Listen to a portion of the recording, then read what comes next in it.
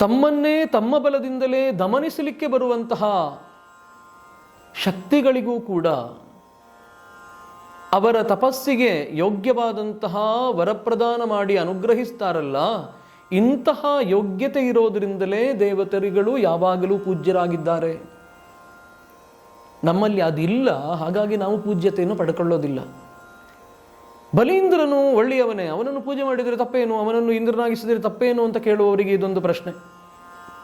ಈ ಪ್ರಶ್ನೆಗೆ ಉತ್ತರ ಕಂಡುಕೊಳ್ಳಿ, ಆಮೇಲೆ ಬಲೀಂದ್ರನನ್ನೇ ಇಂದ್ರನಾಗಿ ಪೂಜೆ ಮಾಡಿ, ತಪ್ಪೇನಿಲ್ಲ. ಇದನ್ನು ತಪ್ಪಿಸಿದಕ್ಕೋಸ್ಕರ ಯಾವ ದೇವತೆಗಳು ಪ್ರಪಂಚದ ಸಮಸ್ತ ಜೀವಜಾಲಗಳ ಅಭ್ಯುದಯವನ್ನು ಅಪೇಕ್ಷಿಸ್ತಾವೋ ಆ ಅಪೇಕ್ಷೆ ಇರುವ ಕಾರಣಕ್ಕಾಗಿ ಅವರು ದೇವತೆಗಳಾಗಿದ್ದಾರೆ.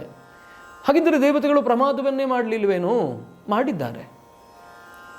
ನಾವು ಮನುಷ್ಯರಾಗಿ ಬಂದಿದ್ದೇವೆ ಇಲ್ಲಿಗೆ, ಅನೇಕ ವಿಧವಾದಂತಹ ದಿವ್ಯಜ್ಞಾನವನ್ನು ಕಲಿಕೆಯ ಮೂಲಕವಾಗಿ ಪಡ್ಕೊಳ್ತೇವೆ. ಆದರೂ ಪ್ರಮಾದವಶಾತ್ ಒಂದಿಷ್ಟು ತಪ್ಪನ್ನು ಮಾಡ್ತೇವಲ್ಲ. ಜ್ಞಾತಾಜ್ಞಾತ ದೋಷ ಪರಿಹಾರಾರ್ಥವಾಗಿಯೇ ವೈಶ್ವದೇವ ಇತ್ಯಾದಿ ಹೋಮಗಳನ್ನು ಮಾಡ್ತೇವೆ. ನಾವು ಮಾಡಬೇಕಿತ್ತು, ಅದನ್ನು ಬಿಟ್ಟಿರೋದರಿಂದ ಏನು? ಪಂಚಸೂನ ದೋಷ ನಿವೃತ್ತ್ಯರ್ಥಂ ಅಂತ ವೈಶ್ವದೇವಕ್ಕೆ ಸಂಕಲ್ಪ ಇರೋದು. ವೈಶ್ವದೇವದ ಆಚರಣೆ ಏನು ಅಂತ ಗೊತ್ತಿದ್ದವರಿಗೆ ಈ ಮಾತು ಅರ್ಥ ಆಗಬಹುದು. ಅಂದರೆ ನಮಗೆ ಗೊತ್ತಿಲ್ಲದೆ ಅನೇಕ ವಿಧವಾದಂತಹ ಪಾಪಗಳು ಸಂಘಟಿತವಾಗುತ್ತವೆ. ಯಾವನೋ ನಮ್ಮ ಒಬ್ಬ ಆತ್ಮೀಯ ಬಂದು ಏನನ್ನೋ ಕಂಡದ್ದನ್ನು ಹೇಳ್ತಾನೆ, ಅದನ್ನು ನಾವು ಪರಾಮರ್ಶನೆ ಮಾಡುವ ಮೊದಲಿಗೆ ಅದು ಸತ್ಯ ಅಂತ ಸ್ವೀಕಾರ ಮಾಡಿಕೊಂಡು ಮತ್ತಿಷ್ಟೊಂದು ಜನರಿಗೆ ಹೇಳ್ತೇವೆ. ಎಷ್ಟೋ ಕಾಲ ಸರಿದ ಮೇಲೆ ಗೊತ್ತಾಗುತ್ತದೆ ಇದು ಸರಿ ಇಲ್ಲ ವಿಷಯ ಅಂತ. ಈ ಹೊತ್ತಿಗೆ ಎಷ್ಟೋ ಘಟನೆಗಳು ಗತಿಸಿ ಹೋಗಿವೆ. ಇದಕ್ಕೆ ಹೊಣೆ ಯಾರು? ನಾವು ಕನ್ನಡದಲ್ಲಿ ಕೂಡ ತಿಳ್ಕೊಂಡಿದ್ದೇವೆ, ಏನು? ಮಾಡಿದವನ ಪಾಪ ಆಡಿದವನ ಬಾಯಲ್ಲಿ ಅಂತ. ಯುಧಿಷ್ಠಿರನ ಜಾಣ್ಮೆಯನ್ನು ಗಮನಿಸ್ಕೊಳ್ಳಿ. ಧರ್ಮರಾಯ ಅಂತ ಯಾರನ್ನು ನಾವು ಕರೀತೇವೆ, ಅವನ ಮೂಲ ಹೆಸರು ಯುಧಿಷ್ಠಿರ ಅಂತ. ಯುಧಿಷ್ಠಿರ ಪದಕ್ಕೆ ಅರ್ಥ ಯುದ್ಧೇ ಸ್ಥಿರ ಯುಧಿಷ್ಠಿರ, ಯುದ್ಧದಲ್ಲಿ ಸ್ಥಿರವಾದ ಭಾವವುಳ್ಳವನು. ಹೀಗೆ ಹೇಳಿದ್ರೆ ನಮಗೆ ಆಶ್ಚರ್ಯ ಆಗುತ್ತೆ, ಹುಬ್ಬು ಮೇಲಕ್ಕೆ ಹೋಗುತ್ತೆ, ಕಣ್ಣು ಅರಳುತ್ತೆ. ಏನಿದು? ಯುದ್ಧದಲ್ಲಿ ಸ್ಥಿರವಾಗಿದ್ದವನು, ಅವನು ಎಷ್ಟು ಯುದ್ಧ ಮಾಡಿದ್ದಾನೆ ಅಂತ ಕೇಳಿದರೆ ಲೆಕ್ಕ ಇಲ್ಲ. ಯಾವ ಯುದ್ಧ ಅನ್ನೋದು ಪ್ರಶ್ನೆ ಇಲ್ಲಿ. ಆಂತರಿಕವಾದಂತಹ ಯುದ್ಧ. ನಮ್ಮೆಲ್ಲರ ಶರೀರದಲ್ಲಿ ಆಂತರಿಕವಾಗಿ 6 ಶತ್ರುಗಳು ಒಳಗೆ ಬಂದುಬಿಟ್ಟಿದ್ದಾವೆ. ಕಾಮವೋ, ಕ್ರೋಧವೋ, ಲೋಭವೋ, ಮದವೋ, ಮತ್ಸರವೋ. ಹೀಗೆ ಈ ಎಲ್ಲ ವೈರಿಗಳ ನಿಕ್ಷಿಪ್ತ ಸ್ಥಾನವೇ ಶರೀರ. ಹೊರಗಿನ ವೈರಿಗಳನ್ನು ಜಯಿಸೋದು ದೊಡ್ಡ ಪರಾಕ್ರಮ ಅಲ್ಲ, ಆದರೆ ಒಳಗಿನ ವೈರಿಗಳನ್ನು ಜಯಿಸೋದಿದೆಯಲ್ಲ, ಇದು ಅಪ್ರತಿಭವಾದಂತಹ ಪರಾಕ್ರಮವಾಗುತ್ತೆ. ಈ ಅಂತರ್ಯುದ್ಧದಲ್ಲಿ ಸ್ಥಿರಭಾವವುಳ್ಳವನು ಮತ್ತು ಯಾವಾಗಲೂ ಜಯವನ್ನೇ ಸಾಧಿಸುವವನು ಯಾವನಿದ್ದಾನೋ ಅವನು ಯುಧಿಷ್ಠಿರ. ಅದು ಸರಿಯಾಯಿತೋ ಇಲ್ವೋ ವಿವೇಚನೆಯಿಂದ ತಿಳ್ಕೋಬಹುದು. ಯುದ್ಧದಲ್ಲಿ ಸ್ಥಿರವುಳ್ಳವನು, ಆದ್ದರಿಂದ ಯುಧಿಷ್ಠಿರ, ಈ ಹೆಸರು ಸರಿಯಾಯಿತೋ ಇಲ್ಲೋ ಅಂತ. ಅಂತಹ ಯುಧಿಷ್ಠಿರ ತನ್ನನ್ನು ತಾನು ನಿಗ್ರಹಿಸಿಕೊಂಡವನು. ಅನೇಕ ವಿಧವಾದಂತಹ ಕರ್ತವ್ಯದಲ್ಲಿ ತನ್ನನ್ನು ತಾನು ತೊಡಗಿಸಿಕೊಳ್ಳುವಾಗ ವಿವೇಚನೆಗೆ ಬರ್ತಾನೆ. ಯಾವುದನ್ನು ಮಾಡಬೇಕು, ಹೇಗೆ ಮಾಡಬೇಕು, ಯಾಕಾಗಿ ಮಾಡಬೇಕು, ಈ ಎಲ್ಲ ವಿವೇಚನೆ ಉಳ್ಳವನು ತನ್ನನ್ನು ಅಥವಾ ತಮ್ಮೆಲ್ಲರನ್ನು, ತಮ್ಮ ಇವರನ್ನೂ ಸಮಗ್ರವಾಗಿ ದ್ವೇಷ ಮಾಡಿದಂತಹ ದುರ್ಯೋಧನನ ಕುರಿತಾಗಿ ಯಾವಾಗಲೂ ಹೇಳುವ ಮಾತೇನು? ಅವನು ಮಾಡಿದ ಎಲ್ಲ ಪಾಪಗಳು ಅವನಲ್ಲಿಯೇ ಇರಲಿ, ನಾನು ಆಡೋದಿಲ್ಲ ಅಂತ. ಎಷ್ಟು ಬುದ್ಧಿವಂತ ಯುಧಿಷ್ಠಿರ ಅನ್ನೋದನ್ನು ಅರ್ಥ ಮಾಡಿಕೊಳ್ಳಿ. ದುರ್ಯೋಧನನ ಪಾಪವನ್ನು ತಾನು ಆಡಿದೆ ಅಂತ ಆದರೆ ಆ ಪಾಪದ ಲೇಪ ತನಗೂ ಬರುತ್ತದೆ ಅಂತ ತಿಳಿದುಕೊಂಡಿದ್ದವನು ಅವನು. ಇದನ್ನು ಗಮನಿಸಬೇಕು ನಾವು. ನಾವೆಲ್ಲ ತತ್ಪರರಾಗಿಬಿಡ್ತೇವೆ, ಅತ್ಯುತ್ಸಾಹಿಗಳಾಗುತ್ತೇವೆ. ನೋಡಿ, ಅವನು ಪಾಪ ಮಾಡಿದನಂತೆ, ಅವನು ಹೀಗೆ ಮಾಡಿದಂತೆ, ನಾವು ಹಾಗೆ ಮಾಡಿದನಂತೆ. ಆಗ ಅವನ ಪಾಪದ ಭಾರಕ್ಕೆ ನಾವು ಹೆಗಲು ಕೊಟ್ಟ ಹಾಗೆ ಆಗುತ್ತದೆ. ಇದನ್ನು ತಿಳಿದು ಹಾಗೆ ಮಾಡೋದರಿಂದ ನಿಜವಾದ ಪಾಪದಲ್ಲಿ ನಾವೇ ಭಾಗಿಗಳಾಗಿಬಿಡುತ್ತೇವೆ. ಒಂದು ಕಾಲದಲ್ಲಿ ನಾವು ಪ್ರಾರಂಭ ಮಾಡಿದ ಕಥೆ ಉಪಸಂಹಾರ ಮಾಡುವ ಸಂದರ್ಭ ಅಂತ ಭಾವಿಸ್ತೇವೆ.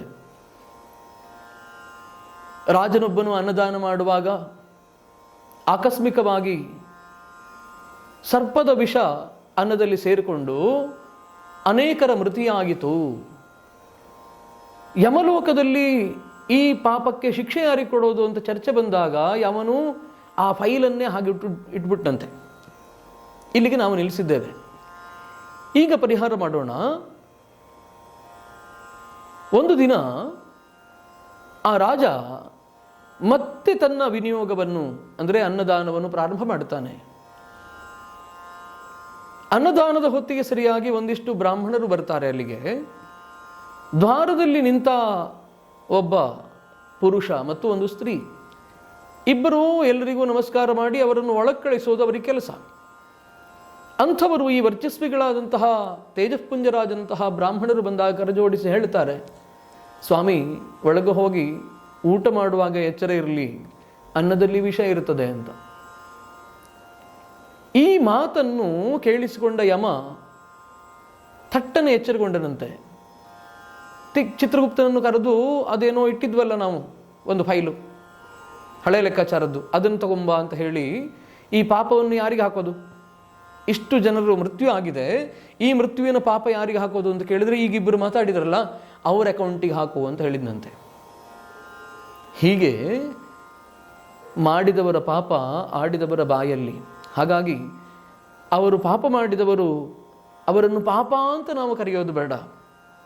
ಅವರ ಪಾಪಕ್ಕೆ ಅವರೇ ಉತ್ತರ ಕೊಡಲಿ, ಅವರೇ ಹೊಣೆಗಾರರಾಗಿರಲಿ. ಅದನ್ನು ಬಯಸಬೇಕು ಅಂತಾದರೆ ಈಗ ಯಮನನ್ನು ನಾವು ಆರಾಧನೆ ಮಾಡಬೇಕು, ದೀಪದ ಜ್ಯೋತಿಯ ಕಾಂತಿಯನ್ನು ಬೆಳಗುವ ಮೂಲಕವಾಗಿ. ಪುನಃ ಆ ವಾಕ್ಯವನ್ನು ಹೇಳೋಣ. ತೈಲಾಭ್ಯಂಗ ಇತ್ಯಾದಿಗಳನ್ನು ಹೇಳ್ತಾ ಇರುವಾಗ ತೈಲದಲ್ಲಿ ಲಕ್ಷ್ಮಿಯನ್ನು, ಜಲದಲ್ಲಿ ಗಂಗೆಯನ್ನು, ದೀಪಾವಳಿಯ ಚತುರ್ದಶಿ ಈ ಯೋಗ ಉಂಟಾದಾಗ ತೈಲ, ಜಲದಲ್ಲಿರುವಂತಹ ಗಂಗಾ ಮತ್ತು ದೀಪಾವಳಿ ಪರ್ವದ ಯೋಗ. ಪ್ರಾತಃ ಕಾಲದಲ್ಲಿ ಯಾವನು ಇದನ್ನು ಆಚರಿಸ್ತಾನೋ, ಸೂರ್ಯೋದಯದ ಮುಂಚೆ ಬ್ರಾಹ್ಮಿ ಮುಹೂರ್ತದಲ್ಲಿ ಯಾವನು ಆಚರಿಸ್ತಾನೋ, ಯಮಲೋಕನ್ನ ಪಶ್ಯತಿ, ಅವನು ನರಕ ಲೋಕವನ್ನು ನೋಡೋದಿಲ್ಲ ಅಂತ ಅರ್ಥ. ಯಮಲೋಕವನ್ನು ನೋಡೋದಿಲ್ಲ ಅಂದರೆ ಸಾವಿಲ್ಲದವನು ಅಂತಲ್ಲ ಅರ್ಥ. ಏನು? ನರಕ ಲೋಕವನ್ನು ನೋಡೋದಿಲ್ಲ, ನರಕದಿಂದ ರಕ್ಷಿತನಾಗುತ್ತಾನೆ. ಯಥಾರ್ಥದಲ್ಲಿ ಈ ಆಚರಣೆ ಈ ಮುಂಬರುವಂತಹ ಚಳಿಗಾಲದಲ್ಲಿ ನಮ್ಮ ದೇಹದ ಮೇಲೆ ಅನೇಕ ವಿಧವಾದಂತಹ ವಿಪರಿಣಾಮಗಳು ಉಂಟಾಗುತ್ತವಲ್ಲ, ಅದು ಯಮಯಾತನೆಯೇ. ಚರ್ಮ ಒಡೆದು ಮೈಯೆಲ್ಲ ಬಿರಿತಾ ಇದ್ದರೆ ಸುಖ ಅಂತ ಅನಿಸೋದಿಲ್ಲ. ವಸ್ತ್ರಧಾರಣೆ ಮಾಡಲಿಕ್ಕೂ ಸ್ವಲ್ಪ ಆತಂಕ ಆಗತ್ತೆ. ಇಂತಹ ಸ್ಥಿತಿಯನ್ನು ಕಳಕೊಳ್ಳೋದು ಕೂಡ ನರಕದಿಂದ ನಮ್ಮನ್ನು ನಾವು ರಕ್ಷಣೆ ಮಾಡಿಕೊಂಡ ಹಾಗೆ. ಹಾಗಾಗಿ ಈ ಪ್ರತಿಯೊಂದು ಪರ್ವದ ಆಂತರ್ಯದಲ್ಲಿರುವಂತಹ ಒಂದು ವಿಶಿಷ್ಟವಾದಂತಹ ಸಂದೇಶ ಏನಿದೆ ಅವನ್ನು ಅವಲೋಕನ ಮಾಡಿ ಆಚರಣೆ ಮಾಡಿದರೆ ಯಥಾರ್ಥವಾದಂತಹ ಪರ್ವವಾಗತ್ತೆ. ಕೊನೆಯಲ್ಲಿ ಬಲಿಪೂಜೆ ಅಂತ ಹೇಳುವಾಗ ಈ ಬಲಿಪಾಡ್ಯಮಿ ಬರುತ್ತಲ್ಲ, ಅಮಾವಾಸ್ಯೆಯ ಮಾರನೇ ದಿನ, ಕಾರ್ತೀಕ ಶುಕ್ಲ ಪಾಡ್ಯ ನಮಗೆ. ಆ ಪ್ರತಿಪದೆಯಂದು ಬರೇ ಗೋವನ್ನು ಮಾತ್ರ ಅಲ್ಲ, ಅಶ್ವಗಳನ್ನು ಕೂಡ ಪೂಜಿಸ್ತಾರೆ. ನಮ್ಮಲ್ಲಿ ಈಗ ರಾಜರಿಲ್ಲ, ಅಶ್ವಪಾಲನೆ ಮಾಡಿ ಅಶ್ವದಿಂದ ಎಲ್ಲ ಉಪಯೋಗವನ್ನು ಪಡ್ಕೊಳ್ಳುವಂತಹ ಜೀವಗಳು ಈಗ ಕಡಿಮೆ ಇವೆ. ಹಾಗಾಗಿ ಅಶ್ವದ ಪೂಜೆ ನಮಗೆ ಕಾಣಿಸೋದಿಲ್ಲ. ಆದರೆ ಗೋಪೂಜೆ ಇದೆ. ಗೋಪೂಜೆಯಿಂದ ಏನು ವಿಶೇಷ? ಗೋವು ಸಮೃದ್ಧವಾದಂತಹ ಪಶು, ಶ್ರೇಷ್ಠವಾದಂತಹ ಪಶು. ಗೋವಿನ ಪ್ರತಿಯೊಂದು ಅವಯವದಿಂದಲೂ ಸಮಸ್ತ ಜೀವಜಾಲಕ್ಕೆ ಉಪಯುಕ್ತವಾದಂತಹ ದ್ರವ್ಯಗಳೇ ಸಿಗುತ್ತವೆ ಹೊರತು ಪ್ರಪಂಚಕ್ಕೆ ಹಾನಿಕಾರವಾದಂತಹ ಅಂಶ ಎಲ್ಲೂ ಸಿಗೋದಿಲ್ಲ. ಆಮ್ಲಜನಕವನ್ನು ಹೀರಿಕೊಂಡು ಆಮ್ಲಜನಕವನ್ನೇ ಕೊಡುವ ಒಂದು ಪ್ರಾಣಿ ಇದ್ದರೆ ಅದು ಗೋವು ಅಂತ ಹೇಳ್ತಾರೆ. ಸತ್ಯಾಸತ್ಯತೆಯನ್ನು ಪರೀಕ್ಷೆ ಮಾಡಿಕೊಳ್ಳಿ. ಹೀಗೆ ಬಲೀಂದ್ರನ ಪೂಜೆ ಹಾಗೂ ಗೋಪೂಜೆ ಇದರಿಂದ ಸಂಪನ್ನಗೊಂಡು ಭಗಿನಿ ದ್ವಿತೀಯ ಅಂತ ಮುಂದಿನ ಪರ್ವ ಕೂಡ ಇದೆ. ದ್ವಿತೀಯ ಬಿದಿಗೆಯ ದಿನ, ಸೋದರ ದ್ವಿತೀಯ, ಸೋದರಿ ದ್ವಿತೀಯ ಅಥವಾ ಸೋದರ ದ್ವಿತೀಯ ಅಂತಹ ಈ ಎಲ್ಲ ಆಚರಣೆಗಳನ್ನು ನಾವು ಆಚರಿಸ್ತೇವೆ. ಈ ಗೋಪೂಜಾ ಎನ್ನುವಂತಹ ಪ್ರತಿಪದೆಯ ಪರ್ವಕ್ಕೆ ಇನ್ನೊಂದು ಹೆಸರಿದೆ, ಕೌಮುದಿ ಪರ್ವ ಅಂತ. ಕೌಮುದಿ ಪರ್ವ ಅಂತ ಹೇಳಿದರೆ ಕು ಅನ್ನೋದಕ್ಕೆ ಹೆಸರು ಭೂಮಿ ಅಂತ. ಕು ಅನ್ನುವಂತಹ ಅಕ್ಷರದಿಂದ ಭೂಮಿಯನ್ನು ಗ್ರಹಿಸ್ತೇವೆ. ಕುಜ ಅಂತ ಒಂದು ಗ್ರಹವನ್ನು ಕರೀತೇವಲ್ಲ, ಅವನು ಭೂಮಿಯ ಆತ್ಮಜನಾದ್ದರಿಂದ ಅವನಿಗೆ ಕುಜ ಅಂತ ಹೆಸರು. ಅಂತಹ ಭೂಮಿಯನ್ನು ಮುದಗೊಳಿಸುವಂತಹ ಯಾವ ಪರ್ವ ಇದೆಯೋ, ಸಂತೋಷಗೊಳಿಸುವಂತಹ ಪರ್ವ ಯಾವುದಿದೆಯೋ ಅದು ಕೌಮುದಿ ಪರ್ವ.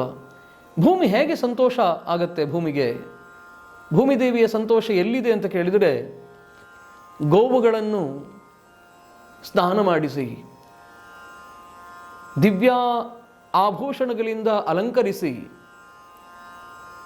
ಗಂಧ ಚಂದನಾದಿಗಳಿಂದ ಲೇಪನ ಮಾಡಿ, ಅದಕ್ಕೆ ಒಳ್ಳೆಯ ಗ್ರಾಸವನ್ನು ಕೊಟ್ಟು, ಗೋಗ್ರಾಸ ಅಂತ ಕರೀತೇವೆ. ಈ ಗೋಗ್ರಾಸ ಮಾಡುವುದಕ್ಕೆ ಕೂಡ ಆಯಾಯ ಪ್ರದೇಶದಲ್ಲಿ ಭಿನ್ನ ಭಿನ್ನವಾದಂತಹ ವಿಧಾನ ಇದೆ. ಸಮಯಾಭಾವದಿಂದ ಇಲ್ಲಿ ಪ್ರಸ್ತಾಪ ಮಾಡೋದು ಬೇಡ. ಹೀಗೆ ಗೋ ವೃಷಭಗಳನ್ನೆಲ್ಲ ಶೃಂಗಾರ ಮಾಡಿ ಅವನ್ನು ಪೂಜನೆಯಿಂದ ಪದಾರ್ಥಗಳನ್ನು ಸಮರ್ಪಣೆ ಮಾಡೋದರಿಂದ ತೃಪ್ತಿಗೊಳಿಸಿ ಯಥೇಚ್ಛವಾಗಿ ಬಿಟ್ಟು ಬಿಡ್ತೇವೆ. ಕೊರಳಿಗೆ ಗಂಟೆ ಕಟ್ಟೋದಿರಬಹುದು, ಕೊಂಬುಗಳಿಗೆ ಪುಷ್ಪಮಾಲೆಯನ್ನು ಅಲಂಕಾರ ಮಾಡೋದಿರಬಹುದು, ಬೆನ್ನಿನ ಮೇಲೆ ವಸ್ತ್ರಧಾರಣ ಮಾಡಿಸೋದಿರಬಹುದು. ಅನೇಕ ವಿಧವಾದಂತಹ ಶೃಂಗಾರ ಪದ್ಧತಿಗಳಿವೆ. ಈ ಎಲ್ಲವನ್ನೂ ಮಾಡಿ ಆ ಗೋವನ್ನು ಆರಾಧನೆ ಮಾಡಿ ಪೂಜೆ ಮಾಡಿ ಯಥೇಚ್ಛವಾಗಿ ಬಿಡೋದು. ಆಗ ಎಷ್ಟು ಪ್ರಫುಲ್ಲವಾಗಿ ಆನಂದದಿಂದ ಆ ಗೋವುಗಳು ಹರಿದಾಡುತ್ತವೋ, ನಡೆದಾಡುತ್ತವೋ, ಸಂಚಾರ ಮಾಡುತ್ತವೋ, ಜಿಗಿದು ಕುಣಿದು ಎಲ್ಲ ಮಾಡುತ್ತವೋ, ಅಂತಹ ನಾದದಿಂದ ಆ ಕುರಪುಟದ ಸ್ಪರ್ಶದಿಂದ ಭೂಮಿದೇವಿ ಅತ್ಯಂತ ಸಂತುಷ್ಟಳಾಗ್ತಾಳೆ ಅಂತ ಕೇಳ್ತೇವೆ. ಅದರ ಜೊತೆಯಲ್ಲಿ ಗೋವರ್ಧನಗಿರಿ ಪೂಜೆ ಕೂಡ ಈ ಪರ್ವದಲ್ಲಿಯೇ ಬರುವಂಥದ್ದು. ಗೋವರ್ಧನಗಿರಿ ನಮಗೆ ಗೊತ್ತಿದೆ. ಗೋವರ್ಧನಗಿರಿ ಎನ್ನುವುದು ಒಂದು ಸಾಂಕೇತಿಕ.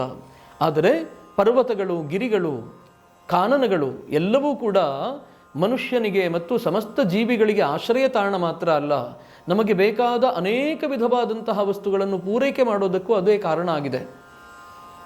ನಾವು ನಮ್ಮ ಲೋಭದಿಂದಲಾಗಿ ಇತ್ತೀಚೆಗೆ ಎಲ್ಲ ಗುಡ್ಡಗಳನ್ನು, ಅರಣ್ಯಗಳನ್ನು ನಾಶ ಮಾಡಿಕೊಂಡು ರೆಸಾರ್ಟ್ಗಳನ್ನು ಮಾಡ್ತೇವೆ ಅಥವಾ ಇನ್ನೇನೋ ಮಾಡ್ತೇವೆ.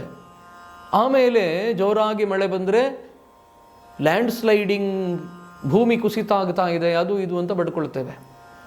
ಇದೆಲ್ಲವೂ ಮನುಷ್ಯನ ಹಸ್ತಕ್ಷೇಪದಿಂದ ಉಂಟಾಗಿರೋ ವಿಕಾರಗಳು ಹೊರತು ಮನುಷ್ಯನ ಹೊರತಾದಂತಹ ಯಾವ ಪ್ರಾಣಿಯೂ ಪ್ರಕೃತಿಗೆ ಮಾರಕವಲ್ಲ ಅನ್ನೋದನ್ನು ಗಮನಿಸಬೇಕು.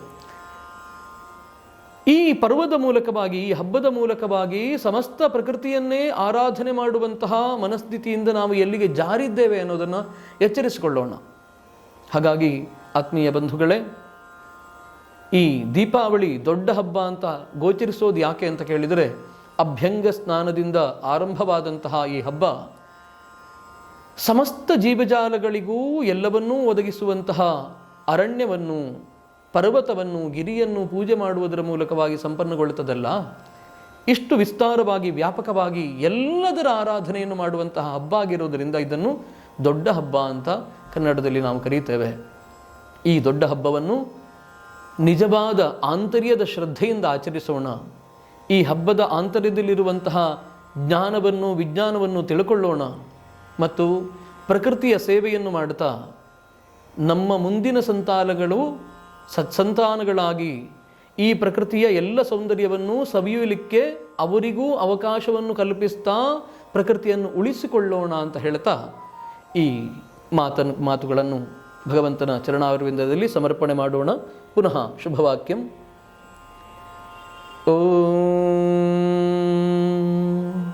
ಉದ್ದೇಪ್ಯಸ್ವಜಾತಭೇದೋ ಬಗ್ಧನ್ನಿರೃತಿಂಬವ ಪಶೋಗ್ಶ್ಚ ಮಹ್ಯಮಾವಹ ಜೀವನಂಚ ದಿಶೋ ದಿಶಾ ಮಾನೋ ಹಿಗುಂಸೇಜ್ಜಾತಭೇದೋ ಗಾಮಶ್ವಂ ಪುರುಷಂ ಜಗತ್ ಅಬಿಭ್ರದಗ್ನ ಆಗಹಿ ಶ್ರಿಯಾ ಮಾ ಪರಿಪಾತಯ. ನಮೋ ನಮಃ.